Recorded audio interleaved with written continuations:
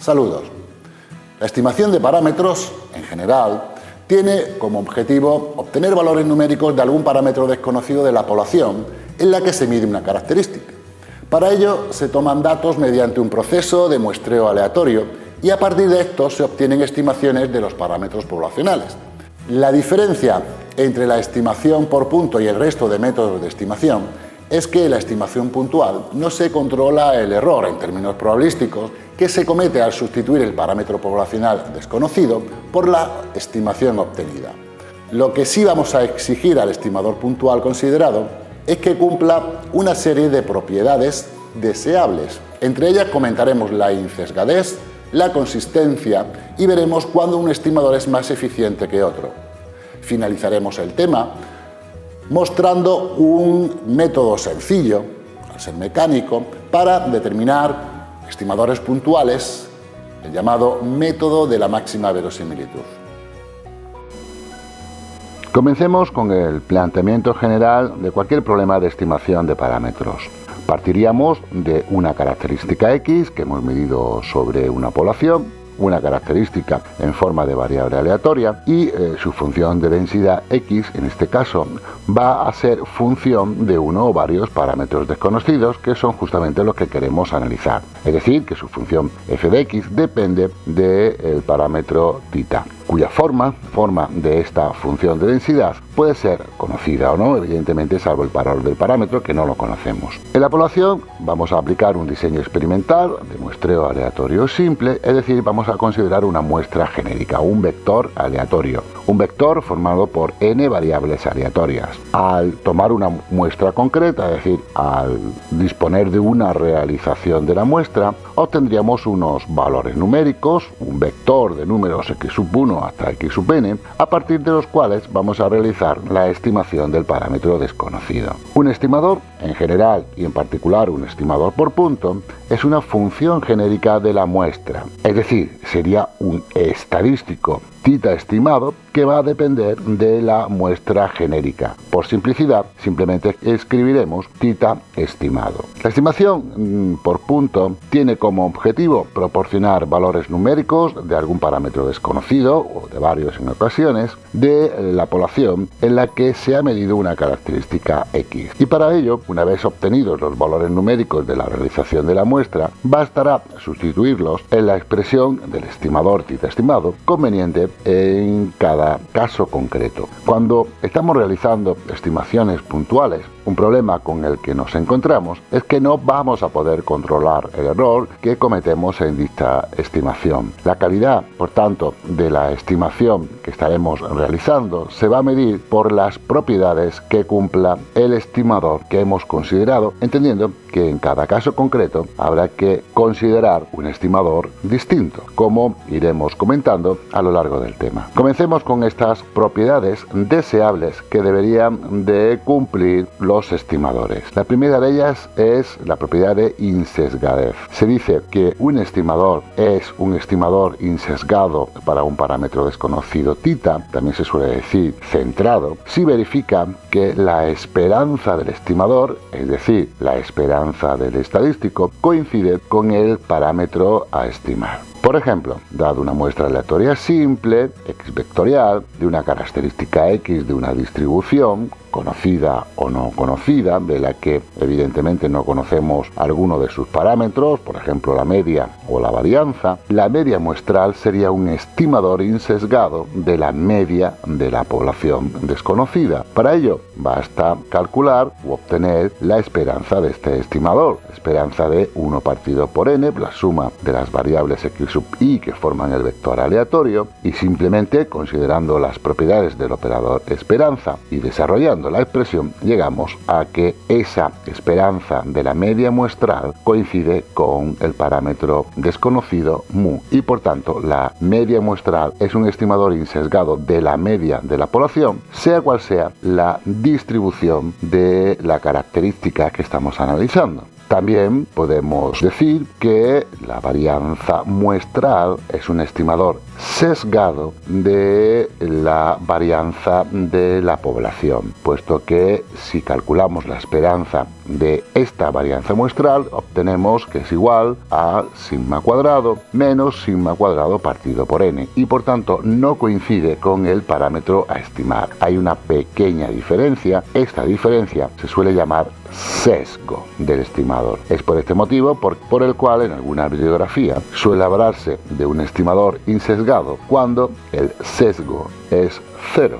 También podemos comprobar de una manera relativamente sencilla que la cuasi varianza muestral sí que es un estimador insesgado de la varianza de la población. Para ello basta recordar la relación existente entre la varianza muestral y la cuasi varianza muestral, aplicar las propiedades del operador esperanza, desarrollar las expresiones que aparecen en la diapositiva para llegar a obtener finalmente que la esperanza de este estimador, cuasi varianza muestral, coincide con el parámetro a estimar sigma cuadrado. Si un estimador no es insesgado, debería de ser al menos asintóticamente insesgado. Para que un estimador sea asintóticamente insesgado, basta con que la esperanza de ese estimador converja al parámetro a estimar cuando aumentamos el tamaño de muestra indefinidamente. Por ejemplo, hemos visto anteriormente que la varianza de la muestra era un estimador sesgado, pero además podemos decir que es asintóticamente insesgado, puesto que si tomamos límite cuando n tiende a infinito de la expresión anterior, vemos que ese límite converge a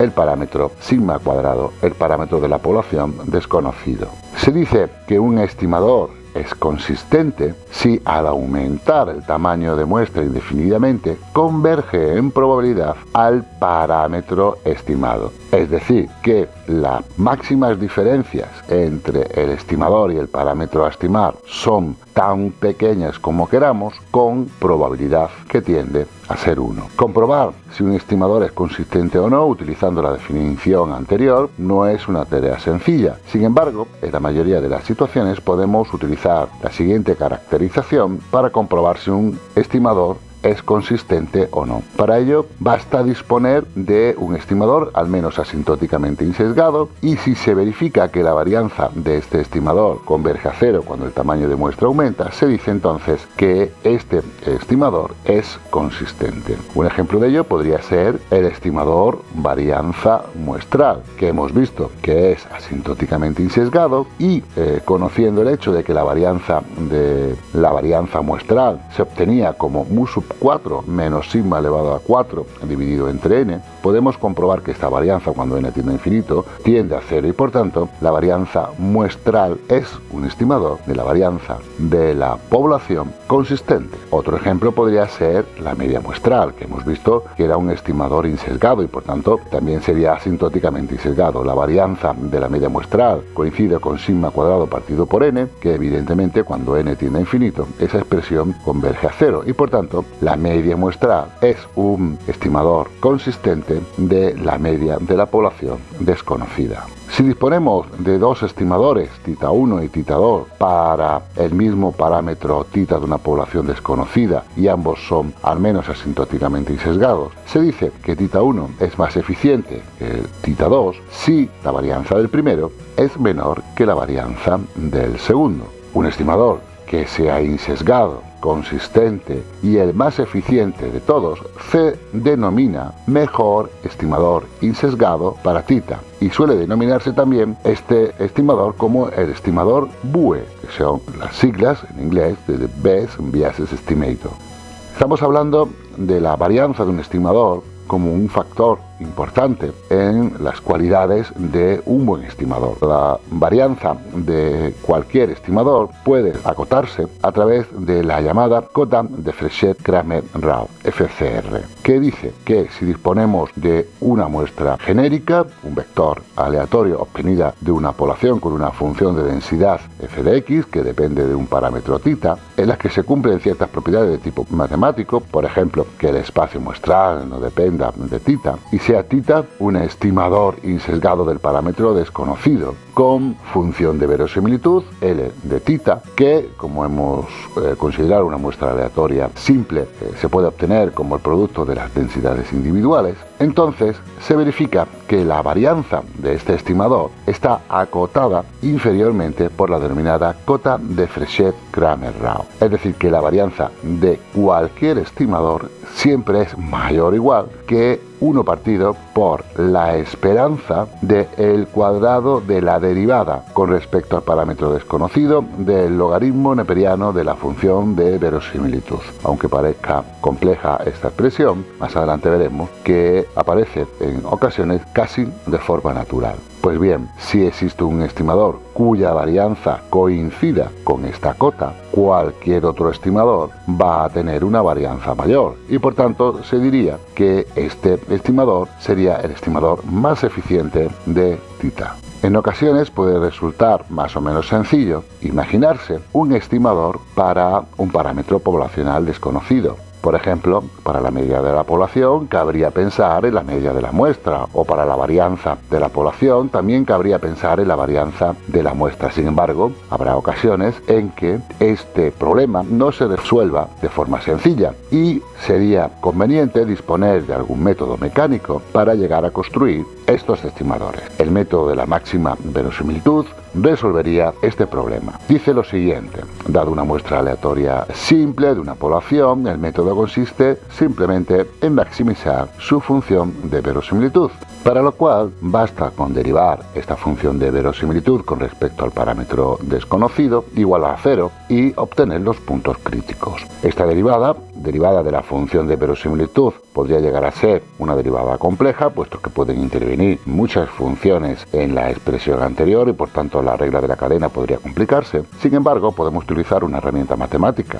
que nos dice que si una función cualquiera alcanza un máximo en un punto, la función logaritmo neperiano también alcanzará un máximo en el mismo punto. Por tanto, bastará con resolver la ecuación de la derivada del logaritmo neperiano de la función de verosimilitud e igualarlo a 0, que evidentemente sería más sencilla, puesto que el logaritmo de la función de verosimilitud sería una función sumativa y la derivada de una suma siempre es más sencilla que la derivada de un producto. Vamos a ver algún ejemplo a través de los apéndices que siguen de cómo obtener estimadores puntuales a través del método de la máxima verosimilitud. El primero de ellos nos confirma que la media muestral es el estimador de máxima verosimilitud para la media poblacional de una variable normalmente distribuida. Ya sabíamos que era un estimador insesgado, sea cual sea la función de densidad. En este caso vamos a comprobar que además la media muestral es el estimador de máxima verosimilitud. Para ello consideramos la función de verosimilitud como producto de las funciones de densidad de individuales y por tanto para la